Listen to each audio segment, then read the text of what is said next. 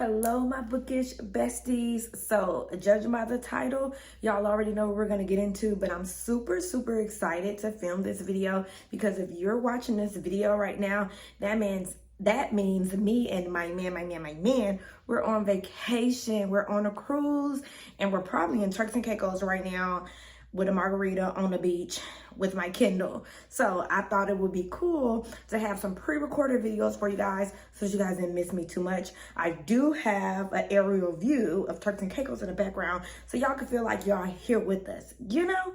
So judging by the title, y'all already know I'm just gonna be giving y'all some of my 5-star reads. This is gonna be part 1. I think that it's important for me to do this because a lot of times people say, oh, I can't find 5-star reads, or, you know, I'm looking for 5-star reads, reading this until I get my next 5-star. Y'all, I got some 5-star reads that I want to share with y'all. So, of course, shout out to my man. I got this little notebook where I wrote them down at. I am seeing that this is very, important to have something where you can reference. So I wrote them down in here. These are going to be physical books I have. And then if I don't have them physically, I will definitely put a picture on the screen. But yeah, they're all going to be thrillers.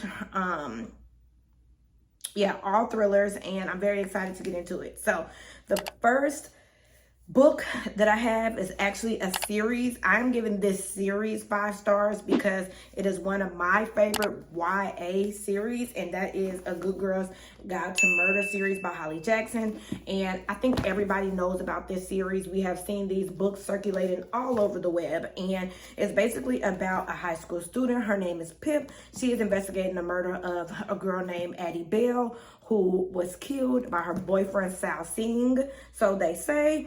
And Pip embarks on this journey for her school project, but it gets deeper and deeper and deeper. The cool thing about this book is, if you have read this book, it is a Netflix show now, which by this point I'm sure I have binged because I love Pip and Ravi. So yeah, the first one is A Good Girl's Guide to Murder. The second one is A Good Girl, Bad Blood. And the third one is As Good as Dead.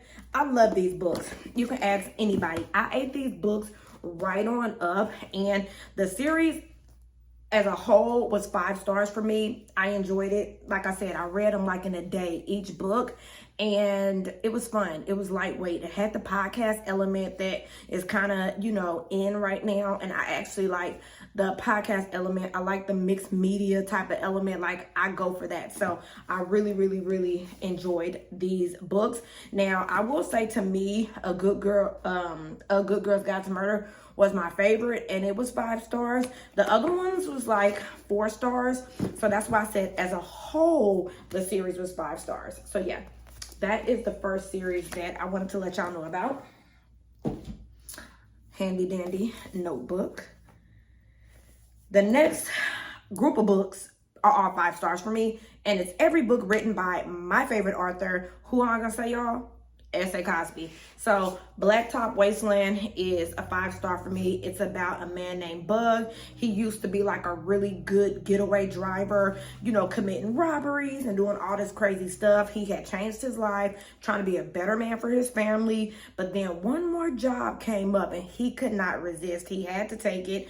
And when I say he had to navigate the Blacktop Wasteland or die trying, he really did. And if you know anything about S.A. Cosby or me, then you know how he coming, and I enjoyed it. I think it was, a jewelry store heist is what ended up happening, and you follow Bug as he tries to navigate. Even though he doesn't want to be in his life anymore, he's stuck into this life, and you navigate that with him.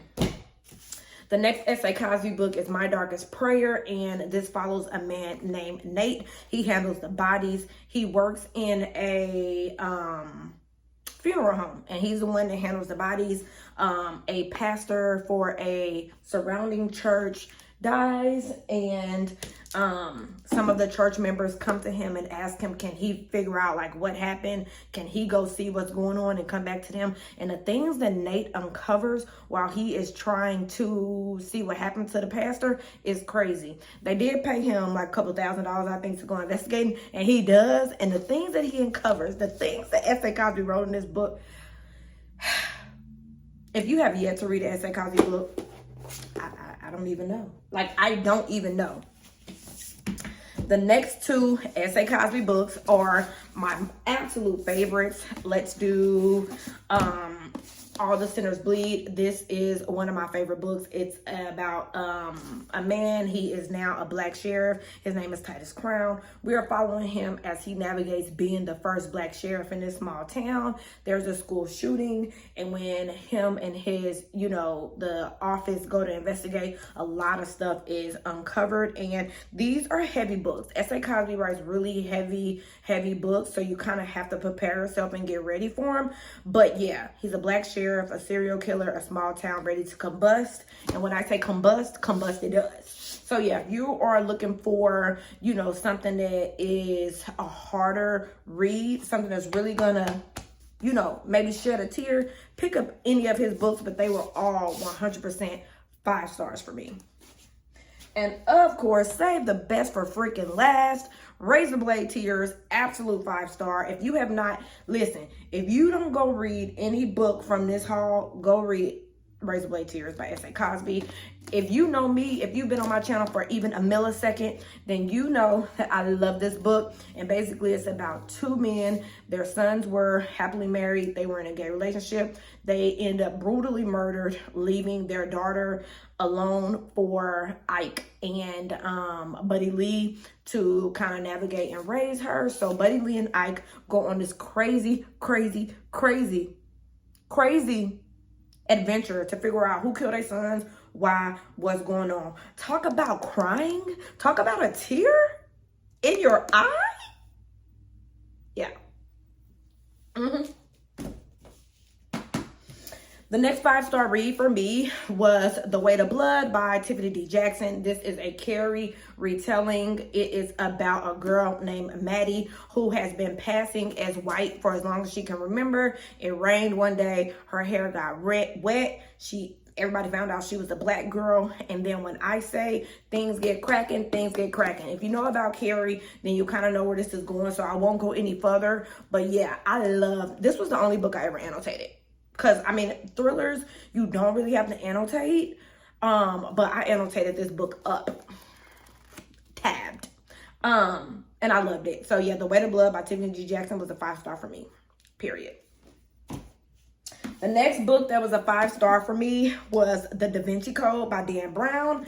Y'all, my boyfriend actually asked me to read this. He was like, I gave your books a chance because he did. He read Riley Sager's The